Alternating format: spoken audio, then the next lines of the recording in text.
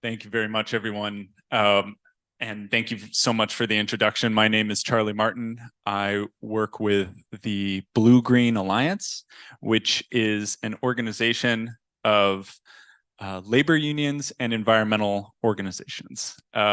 We are a coalition group that was started by the United Steelworkers and the Sierra Club. We are primarily based in the United States, though I am very happy to be here with my colleague Joe Kendrick, who is recently based in Berlin. And so we have grown to many different members now. We, as I said, started with the United Steelworkers, which please do not let the name fool you. Their full name is about a paragraph long, and it includes aluminum, cement, and basically all of the major manufacturing and industrial sectors in the United States.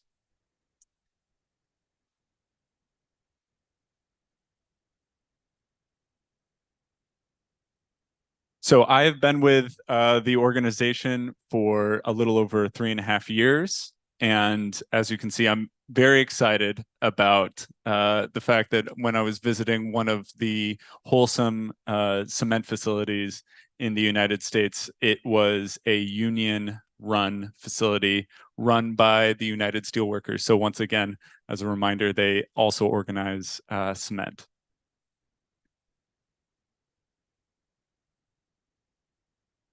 Okay, so here today to discuss industrial decarbonization, though because of the nature of the Blue-Green Alliance, we have a tendency to refer to it as industrial transformation, because one of the founding principles of the Blue-Green Alliance is there is no choice between good jobs and a clean environment. We believe we can and we must have both.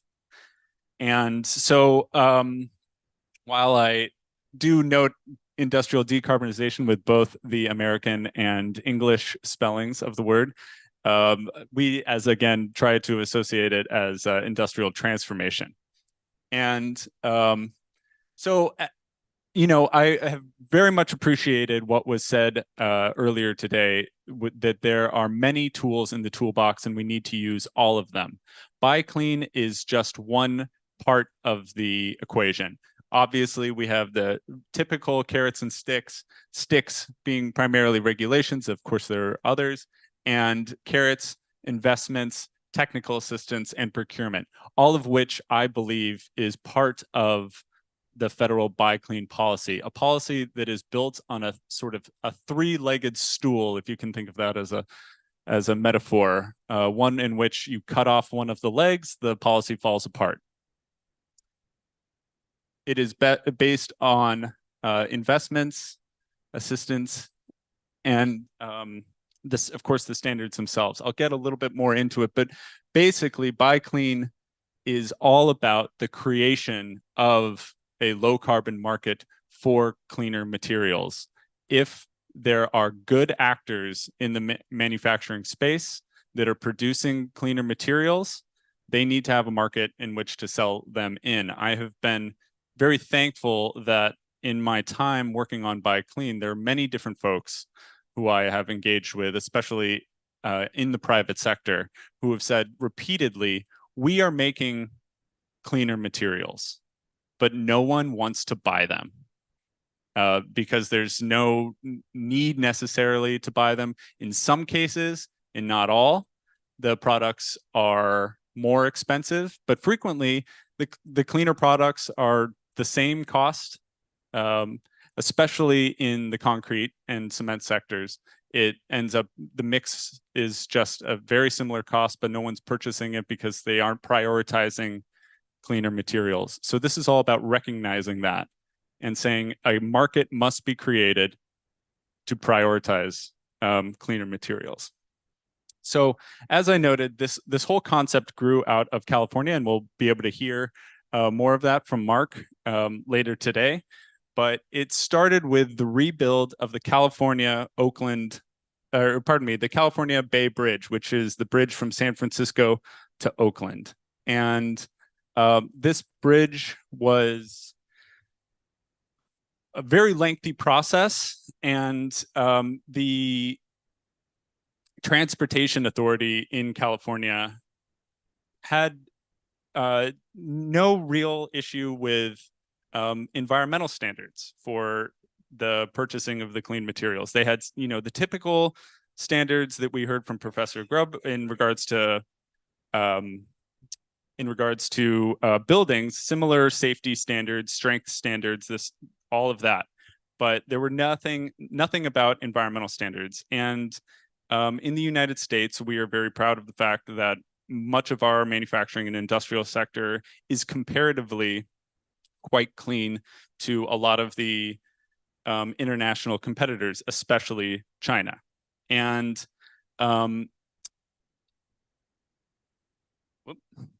thank you. So in this particular case, when the bidding went out to the general public, the American manufacturers, the American contractors that were sourcing materials from within the United States were priced out. So what they were producing, these cleaner materials, were too expensive by comparison. And so in the end, the bid went to an overseas firm that was cheaper, but unfortunately the products were far, far dirtier. The manufacturing process was extremely dirty in comparison to the similar materials that would have been made in the United States. And this particular firm was based in China, and that was even before you factor in the emissions cost of shipping it across the Pacific, which, as we know, was actually quite small in comparison to the overall profile. So it was a question of how do you reward the good actors in this space and start to put forward the sorts of policies that would not simply make to prioritize cleaner materials, but rather how do you reward exactly those manufacturers that are doing things the right way, that are disclosing their emissions. And so that's how we got to Buy Clean. And as you can see here, here's that three-legged stool of which I was speaking. We talk that Buy Clean is based on R&D and direct investment, transparency and disclosure, and of course, standards. And so let me go through that. What do we mean by R&D and direct investment? This is how the federal government or state governments can... Are we good? This is how the federal government or state governments can help their various manufacturing sectors. Provide funding through grants, loans, tax credits, and of course, technical assistance in the R&D space to manufacturers to help clean up their individual facilities. Transparency and disclosure. There is a lot of discussion recently around emissions disclosure in general, product, project, company-wide. In this case, I'm talking about product level disclosure. And the way that we've been saying that needs to be done is through a common reporting mechanism, environmental product declarations. They, I would say, are an imperfect tool for this process, but we realized that we needed to start it and we can refine it later.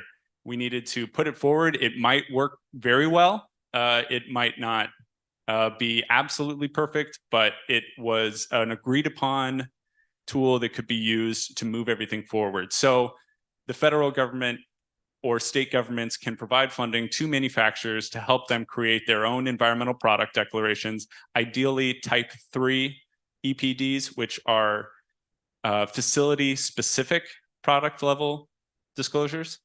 And then that way, that can help the facilities show just how clean their materials are relative to the competition. And then finally, the standards themselves. Actually setting standards that say, below this point, or rather, if you are any dirtier than this, we will not buy your product. And of course, that is especially important when you consider the context of the United States federal government, which is the single largest purchaser in the world.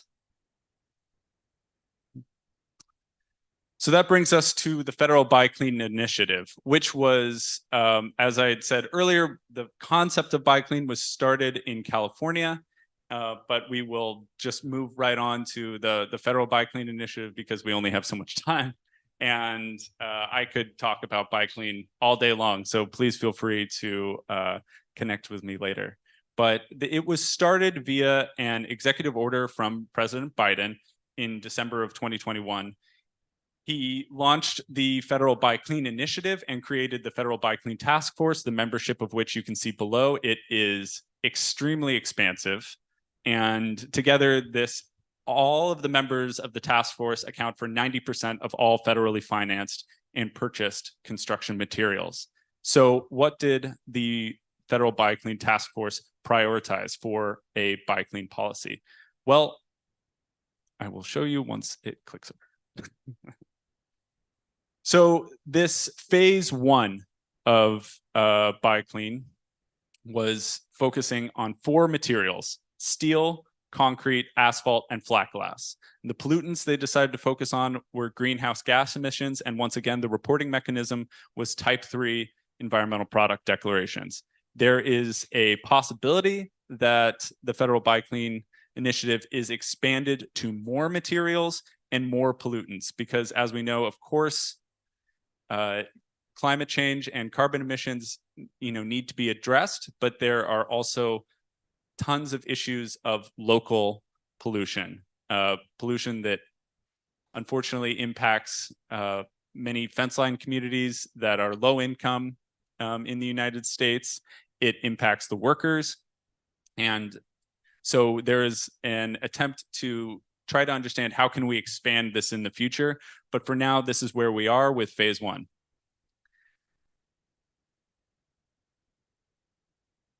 Okay, and that brings us to the Inflation Reduction Act, the single largest piece of climate legislation the world has ever seen, and we are extremely proud that we were able to get it over the line. It was a very difficult process and extremely American. I recognize that this is not easy copy-paste strategy, nor would I recommend it. It was pretty bizarre, and I'm happy to go through at a later point just how difficult it is, but it truly isn't worth going into in this presentation. The important thing to recognize is the amount of money that is being devoted to climate change, and specifically the industrial and manufacturing sectors. And the two aspects of it, the supply side and the demand side investments that are being made. The demand side, of course, being Buy Clean. So once again, many individuals have a tendency to think of Buy Clean as just simply the standards, just that this is what we are willing to buy. The BlueGreen Alliance, who created the concept of Buy Clean with our partners, think of it very much in a much more holistic manner, that it is absolutely about the R&D and direct investment, the transparency and disclosure, and finally those standards. It is investment, transparency, and standards. So the direct investment, you can see that there is $5.812 billion that was included within the Inflation Reduction Act. And the year prior, the Bipartisan Infrastructure Law, or the Infrastructure Investment and Jobs Act, it's the same bill, same piece of legislation, but they are frequently referred to as seemingly two different pieces of legislation, provided an additional 500 million. So coupled with the 5.8, you have about 6.3. So that funding has already been decided, but not completely allocated to all of the different projects just yet. We'll see who gets the awards at the end of the year. We're very much looking forward to it. As well as you can see the tax credit with a 45Q extension, which is specifically around carbon capture, which, as we heard earlier, is especially necessary for cement facilities due to the high process emissions. So that's some level of the investment side that is included in the Inflation Reduction Act. Additionally is this emissions reporting and labeling program. That is $250 million for EPD grants and technical assistance that the EPA, the Environmental Protection Agency in the United States, is in the process of moving forward as we speak, and grants are expected to go out in Q2 of 2024, maybe the beginning of Q3 in 2024. And then additionally, there is $100 million for a low embodied carbon labeling program that is simply putting a sticker on a material that says, yes, this is in fact clean, and you can buy it. Yes. Of course. Oh, because of the recording. Sorry, I didn't want to interrupt. I was just wondering if you could explain the very first line. That's not a tax credit? That's the very first is a direct grant. so that they have to bid for that, and it's kind of a competitive selection process. Exactly. That's not the regular tax credits. Correct. Okay. The tax credits is the 45Q, and then on my next slide, there are, oh my gosh, there are additional tax credits as well. Yeah. Thank you for the clarification. So once again, the 5.8 billion, those are direct grants that are that companies can apply for, and it is rewarded on a competitive basis. And then the tax credits, you just simply, well, it's not a simple process, but it's open to all potential eligible entities. And I will be more than happy to share this slide with everyone later. Or rather, pardon me, the entire presentation, not simply the slide. And then these are additional related tax credits that we can talk about another time. So finally, the purchasing programs. Remember, I was referring to the actual standards themselves. So these are the 4 different programs within the Inflation Reduction Act that are providing a sort of pilot program for Buy Clean. The GSA, the General Services Administration, which is the governing body for American government, primarily buildings and but also other properties, have $2.15 billion to spend through September 30th of 2026. The DOT, the Department of Transportation, and more specifically, the Federal Highways Administration, has $2 billion to spend on similar low embodied carbon construction materials. Though interestingly, I underline the difference in the legal language that was put in was that the GSA has 2.15 to acquire and install, versus the DOT has $2 billion for the reimbursement of the incremental cost. The important distinction there is acquire and install means the total cost of the materials plus the labor, which goes slightly against the intent of what we meant to push forward in the Inflation Reduction Act. So what that could mean potentially is that most of the money goes to the labor of actually installing it, which, as we know, generally is a much larger piece of a total project cost than the actual materials themselves.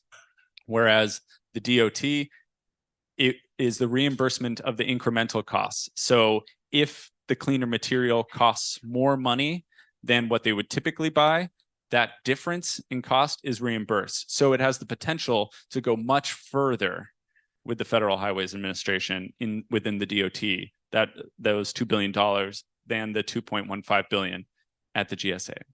And then additionally, HUD, the Office of Housing and Urban Development, has, as you can see there, a little over 800 million. And it's not specifically for just materials. It also has technologies, processes, and many other things. And then finally, FEMA, the Federal Emergencies Management Administration has the authority to provide financial assistance for low carbon materials. For the United States, interestingly, FEMA just simply gets reimbursed by the federal government rather than having an allocated funding that they need to spend each year.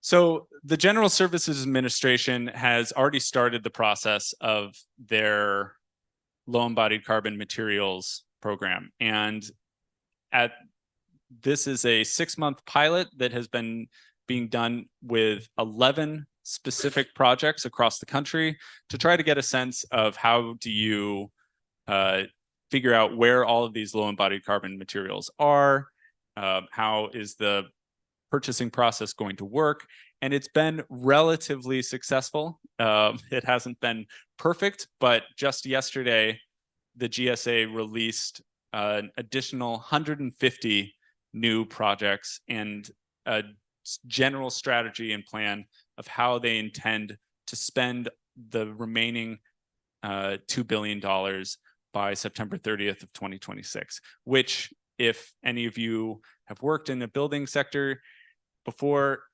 it's not a lot of time to spend all of that money to when you, or rather it's a allocation of the funds by September 30th of 2026. And so it's a difficult process, and so they need to move quickly. And I understand that need, but that again was not exactly our intention when we created this framework. So we will see just exactly how it goes, and we're doing whatever we can to provide support.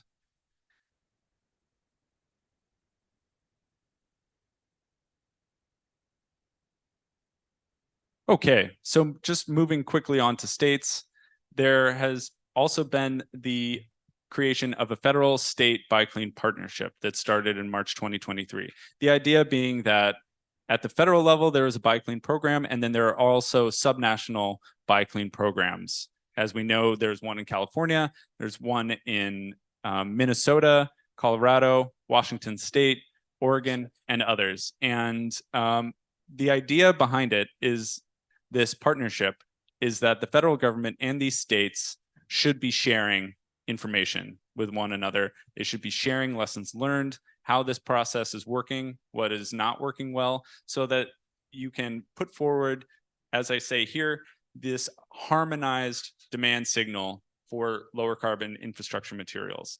It gives a little bit more confidence to the manufacturing and industrial sectors and clarity on how they ought to proceed. Now, I recognize that I'm getting a little tight on time here, so I will hopefully move along. California, in this case, you can see right at the top, dash, you should just listen to Mark. Colorado, as I noted earlier, the Buy Clean Colorado has been signed into law. And then in 2022, it was expanded. And now towards the end of 2023 and looking into 2024, they're looking to expand it once again. And one of the ways in which they're thinking about how to expand it is to include an element that is called buy fair. And the idea behind that is that that is a recognition of the workers that are the ones that are actually doing the creation of the manufacturing of these products and the installation of these products, and that they need to be paid well, and especially paid the prevailing wage in whatever part of the country or part of the state that they are living in. Then additionally, Minnesota just passed its own Buy Clean, Buy Fair Minnesota Act in May of 2024. We were very excited about that. And the task force was just established at the beginning of October. And so this task force is going to, similarly to the federal Buy Clean task force, help Minnesota with its implementation and how they will help guide how the program ought to function. Then additionally, there have been similar legislative wins in both Oregon and moving right along to Washington.